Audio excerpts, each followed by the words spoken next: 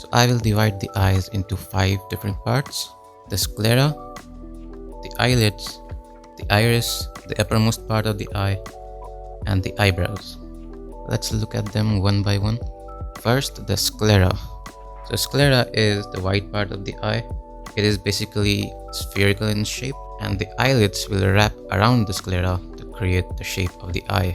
You will paint the sclera the way you will paint any other sphere. There will be a light side, a shadow side, and a terminator.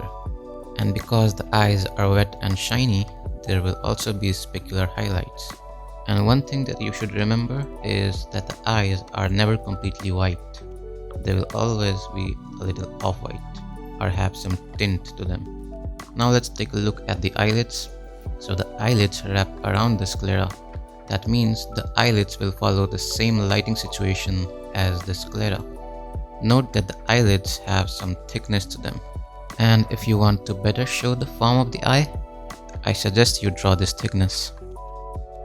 And as you must have noticed, there is a line on top of the eye.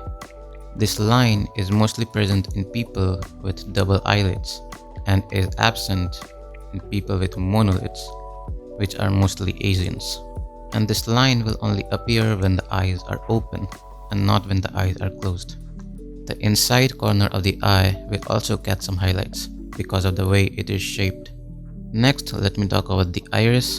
The iris is the colored part of the eye and is circular in shape, and it gives direction to the eye, meaning it shows where a person is looking at.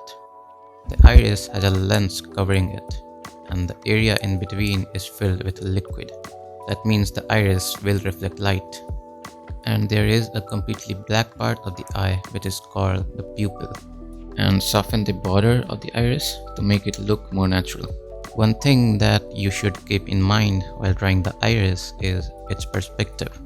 Because iris is circular in shape, when turned in space, it will seem to have changed shape and look more ovular than circular. Now let's talk about the uppermost part of the eye. It can be further divided into 2 parts, the convex part and the concave part. The convex part bulges out. It is shaped like a pinched circle, so you will paint it the same way you painted the sclera. The concave part of the eye caves inward and will mostly remain in shadow. Now let's talk about the eyebrows. Eyebrows are a line of hair that lies above the eyes. When painting an eyebrow, try not to paint every single hair. Rather, paint the general shape of the eyebrow and then paint some small hair to give it an illusion of detail. Now, let me give you some tips on creating expressions.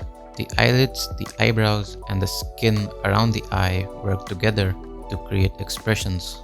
Moving the eyebrows upwards will give an expression of surprise, and opening the eyes wider will really sell the expression. If you curve the eyes upwards, it creates an expression of sadness, and if you open the eyes wider with it, it creates an expression of someone who is really sad or devastated. Bringing the eyebrows downward will create an expression of anger, and widening the eyes with it will create an expression of someone who is furious. Narrowing the eyes gives the expression of boredom, sleepiness, or uninterested, and bringing the eyebrows upwards with it gives an expression of distrust or someone who might be judging. And you can also change the shape of the iris to really exaggerate the expression. It is not realistic, but it does work.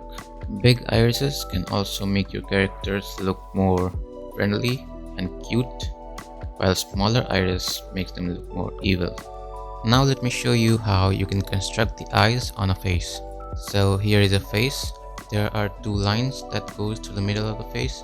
The horizontal line divides the face into 2 equal parts, more or less. This line is called the eye line, and the eye will be located below this line, and the eyebrows will be above the line. First, draw 2 circles and leave enough space in between them for a 3rd circle. Now draw a parallelogram in each of the circles, and the size of the parallelogram will depend on the size of the eye you are trying to draw. Then check if everything is placed correctly, and if not, then correct it. And then, following the shape of the parallelograms, draw the eyes.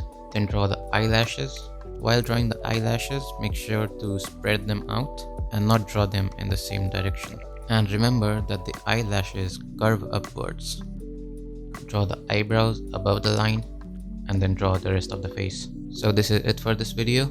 If you found this helpful or have any suggestions for me, please comment down below and I will see you in the next one.